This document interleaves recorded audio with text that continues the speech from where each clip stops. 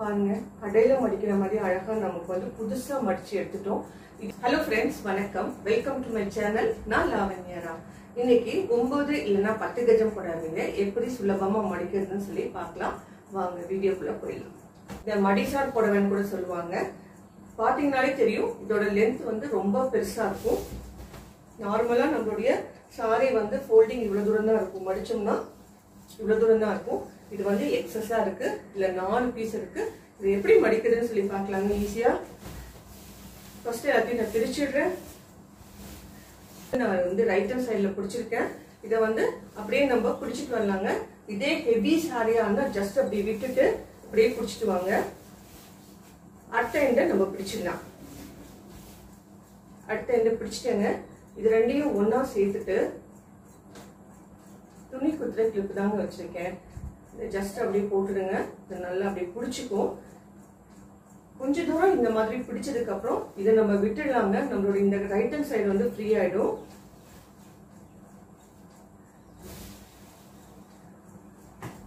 ரெண்டையுமே சமமா பிடிச்சி இழுத்துட்டு வாங்க, இல்லைன்னா ஃபோல்டிங் வந்து மேல கீழே போடும். பாருங்க, ரெண்டையுமே ஒரே மாதிரி பிடிச்சி இழுத்துட்டு வாங்க.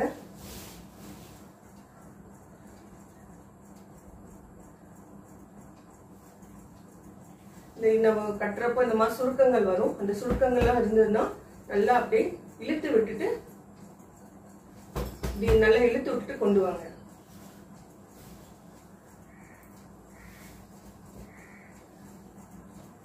பாருங்க, சாரியோட மிடில் பகுதி வந்துருச்சு.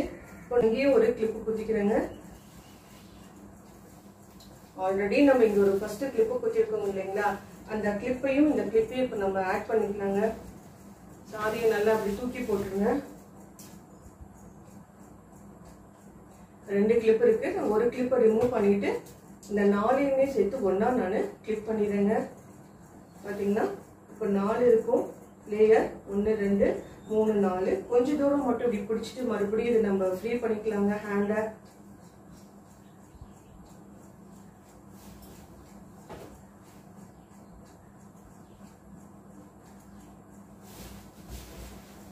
சாரி மடிக்கிறப்போ உதிரி மடிச்சிங்கன்னா எங்கேயாவது மடிஞ்சதுனா கூட வெளியில வந்துருங்க.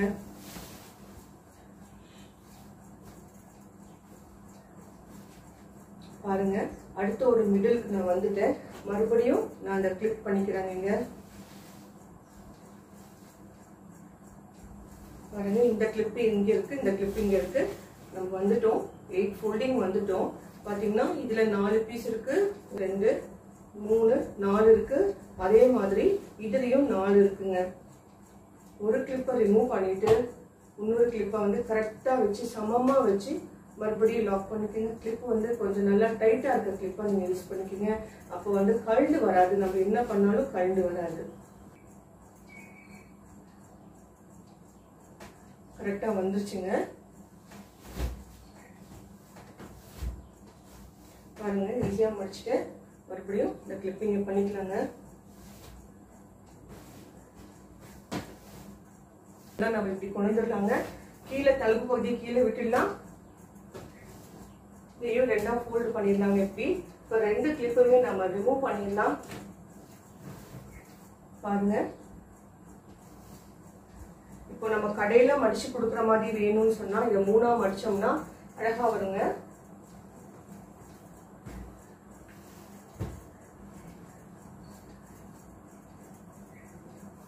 பாருங்க, கடையில மடிக்கிற மாதிரி அழகா நமக்கு வந்து புதுசா மடிச்சு எடுத்துட்டோம். இதே வந்து இன்னும் வேற மெத்தட்ல நம்ம மடிச்சுக்கலாங்க. இதை 3ஆ போடுறதுக்கு பதிலா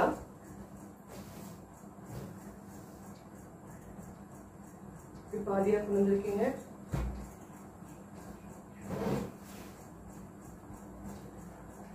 பாருங்க, உங்க கபோர்ட்ல உங்களுக்கு எது கம்ஃபர்ட்டோ அந்த மாதிரி மடிச்சு வச்சுக்கோங்க. எப்பவுமே கபோர்ட்ல ஒரு நியூ 2 கிளிப்பு வச்சுக்கோங்க.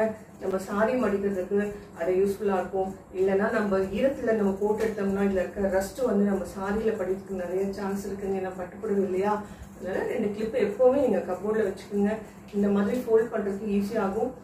இந்த வீடியோ உங்களுக்கு பிடிச்சிருந்தா 9 இயர்ஸ் கட்டுற நிறைய பேர் இருக்கீங்க, அவங்களுக்கு ஷேர் பண்ணுங்க. அவங்களுக்கும் ரொம்ப யூஸ்ஃபுல்லா இருக்கும். Thanks for watching and please keep watching Lavanya.